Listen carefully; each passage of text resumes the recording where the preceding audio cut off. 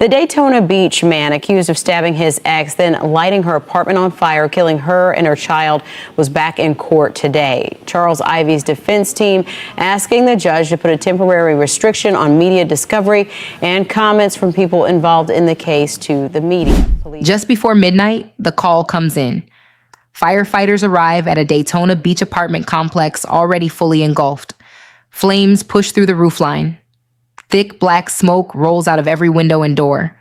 Somewhere inside, 3 children are trapped. One of them is an infant, still lying in his crib. Crews move in through the smoke. Room by room, they start pulling children out.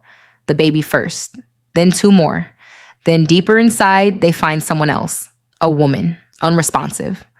By the time paramedics reach her, it's already too late. Outside, before anyone even steps through the door, something is already wrong. The front door of the apartment is locked, not broken, not forced, locked from the outside. And the keys are sitting right there, just past the doorway, on the ground. Someone shut this family inside, then walked away. If you're watching this tonight, drop where you're watching from in the comments below. This story only gets stranger from here.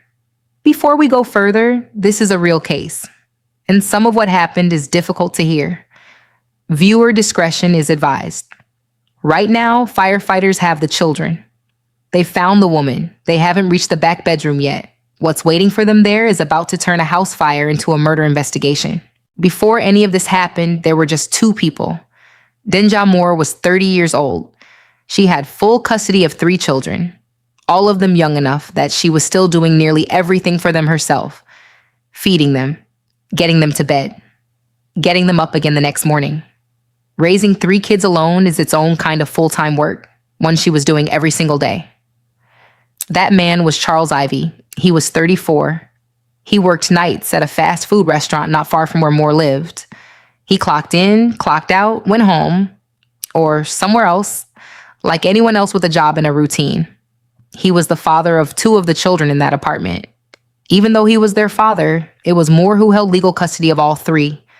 His connection to the youngest, the infant, is less clear. What is clear is that he and Moore shared a history that went back further than that one night. Children.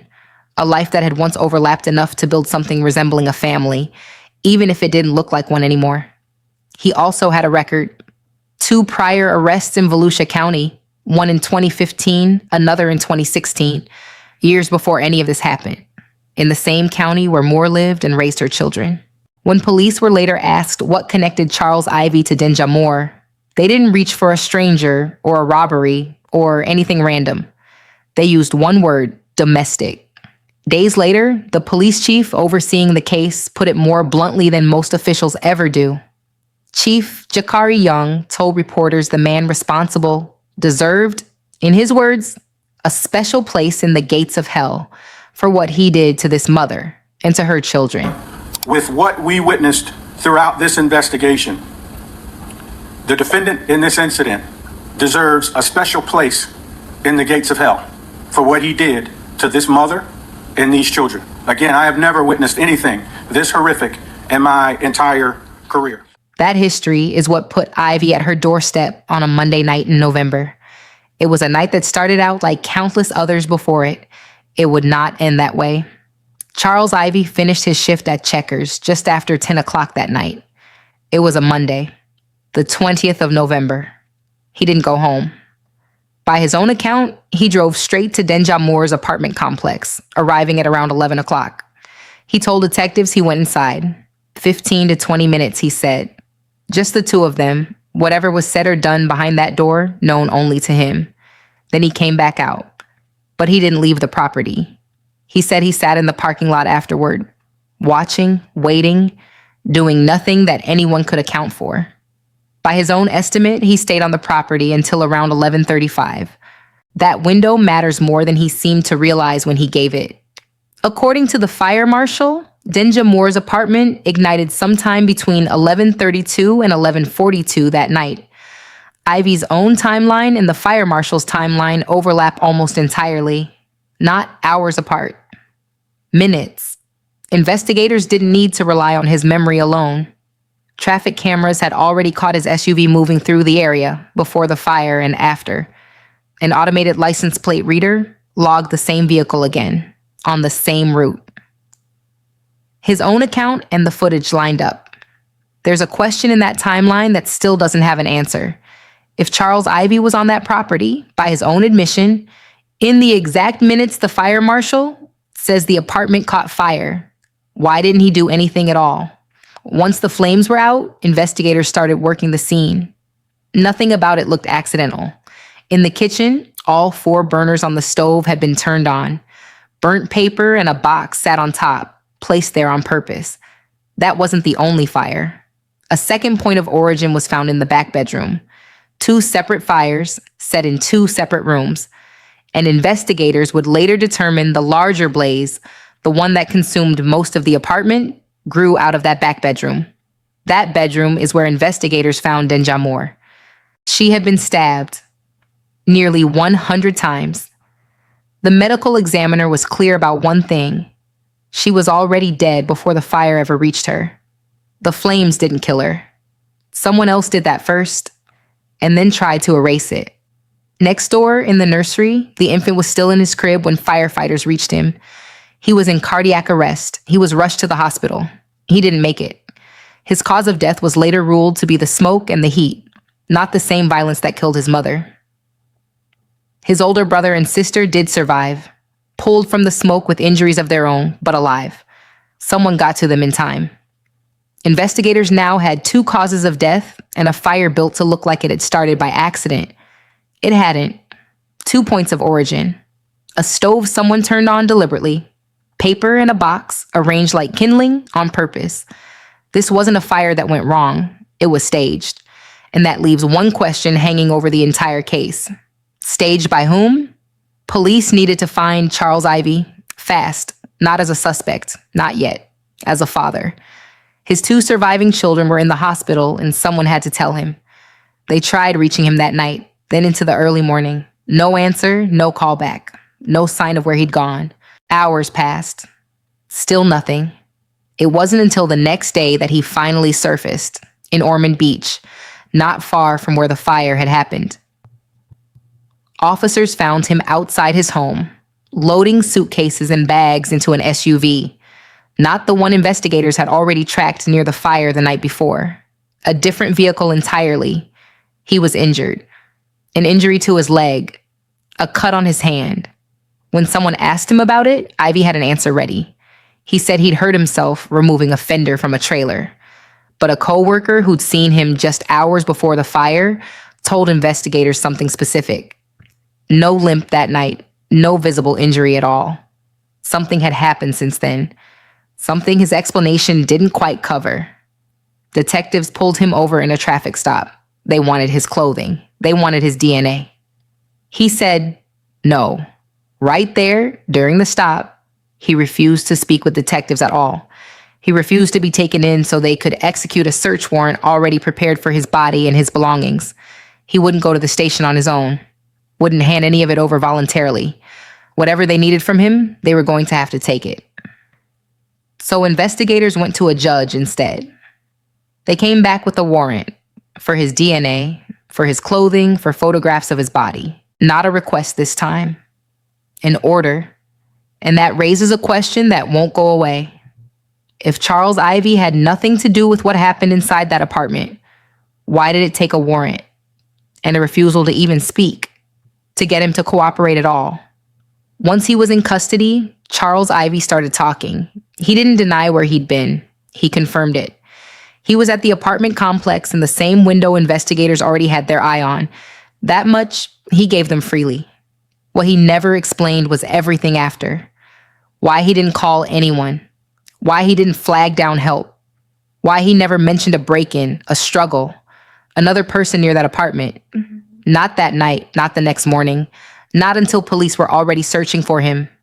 Investigators would later note, plainly in their own case file, despite being present at the time of the murders and the fire, Charles Ivy never came forward to help find whoever did it. A father was silent while his 2 surviving children were in the hospital, in critical condition. A silence he never accounted for. Then detectives asked him something simple. Who would want to hurt Denja Moore? He said he couldn't think of anyone. Not a name. Not a conflict. Not a single lead to hand them. A mother and an infant were dead. 2 more children were lucky to be alive. And the one person who admitted being close enough to know something had nothing to offer. That answer didn't close the investigation. It sharpened it. Prosecutors filed the charges. 2 counts of first-degree murder, 2 counts of attempted murder, 1 count of arson. On paper, it looked like enough. His own timeline, his own words, a case that seemed to build itself. But investigators weren't relying on Charles Ivey's account alone. Someone else had been inside that apartment the night it happened. Someone small enough to have gone unnoticed in every headline so far. And she was about to say more than anyone expected. The 2 surviving children went to live with their grandfather. That's when he started noticing what his granddaughter was telling him. She was 4 years old, and she wasn't just grieving. She was describing something specific. She told him her father had cut her mother outside the apartment, that her mother tried to run, that he was too fast and caught her before she could get away. She said she saw her mother again later in her room after the fire had already started. Investigators arranged a forensic interview. Someone trained to talk with children about exactly this kind of thing, in exactly this kind of case. What she said there went even further.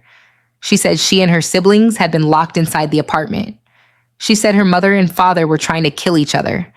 She said he was the first one to pick up a knife. Then she was asked a harder question. Why did she think her mother had been attacked? Her answer was simple, and she gave it without being pushed toward it.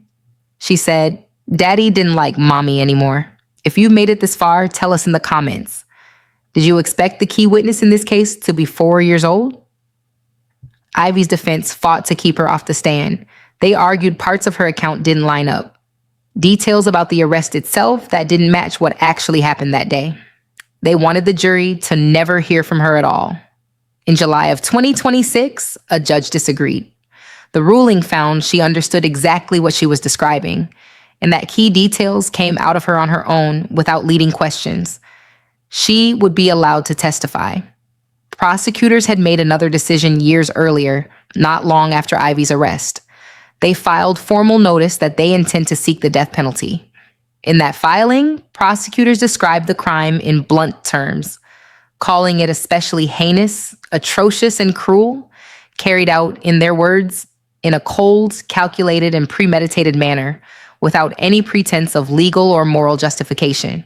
Charles Ivey's trial is scheduled to begin in September of 2026, which means the most important witness this case has, the one whose account may decide everything, is a 4-year-old girl. And the trial that will finally test what she said hasn't happened yet. Denja Moore was 30 years old. She had custody of all 3 of her children, a daughter, a son, an infant boy who never made it past 10 months. She was raising them by herself, every day, on her own. Everything for all 3 of them resting on her. She won't see her daughters start school. She won't watch her oldest son grow into a teenager. She won't hold her youngest again, not ever. Those moments now belong to someone else. Grandparents, family, people who stepped in because she no longer could.